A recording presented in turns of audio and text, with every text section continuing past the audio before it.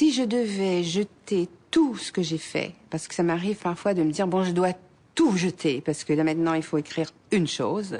Si je devais jeter tout ce que j'ai fait, je pense que je garderais une phrase.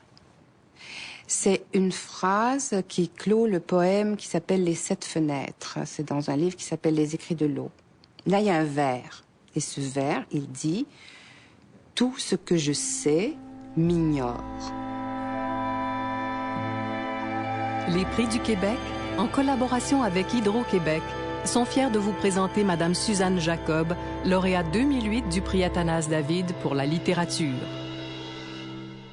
Je pense que j'écris pour être utile. Enfin, c'est la seule manière que j'ai trouvé de me rendre utile. Ça m'a paru utile d'écrire les choses qui, comme par exemple, si je vais vous donner un exemple, si vous permettez, sur l'utilité. Quand j'ai commencé à travailler sur l'obéissance, qui est un de mes romans, enfin, je pense charnière, je cherchais comment c'était possible que chaque individu dans une société obéisse aux mêmes choses et comment on en arrive à un consensus d'obéissance. Comment s'est fait la fondation de notre obéissance. Et j'ai trouvé ça utile de le faire parce que je me dis, ben, c'est utile pour moi de savoir aussi comment désobéir éventuellement et à quoi je ne peux pas désobéir en moi. Et pourquoi et comment c'est fait. On va essayer d'avancer dans cette question. Tout est hasard hein, dans l'histoire d'un artiste. Enfin, comment finalement ça se met en place. Je pense à Thomas Bernard qui voulait être musicien, qui finit par être Thomas Bernard. C'est assez étonnant. Moi, je pense que mon histoire, c'est un peu question de qu'est-ce que je peux faire pour être utile, puisque je vais faire du théâtre comme ça. Qu'est-ce qu'on pourrait faire? Je vais faire le ciné-club comme ça. Je vais organiser des trucs sur le jazz comme ça, en disant qu'est-ce qu'on pourrait faire pour que ce soit utile? Qu'est-ce qu'on ne connaît pas qu'on aimerait connaître? C'est comme ça que je commence à faire des ciné-clubs, aller. Et puis l'écriture va venir comme ça, c'est-à-dire par le journal. On va faire un journal, oui. Ben alors comment est-ce qu'on pourrait l'organiser? On n'a pas de journal ici, on va commencer à le faire. Ensuite, on va faire. Ah ben tiens, il y a un concours de chansons, il n'y a pas de femme qui fait des chansons, il n'y a pas d'auteur-compositeur. Ah bon, c'est que les hommes qui font des chansons? Ah bon, ben moi alors, ben on va tous en faire ici là.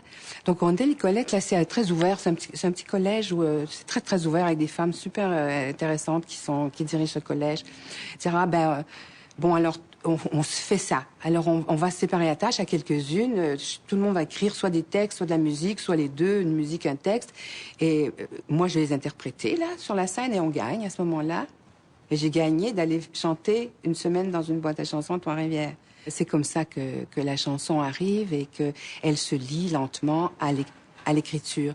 Alors oui, c'est vrai que c'est par la chanson que je suis d'abord connue, mais en fait Flore Cocon, mon premier roman, sort en même temps que mon premier disque, même avant, l'année avant le premier disque.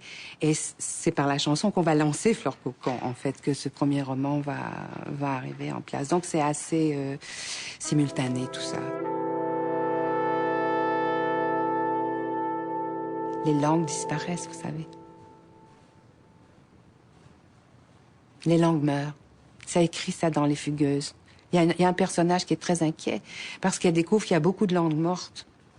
Et elle voudrait apprendre une langue morte. Elle se dit, ah, c'est incroyable.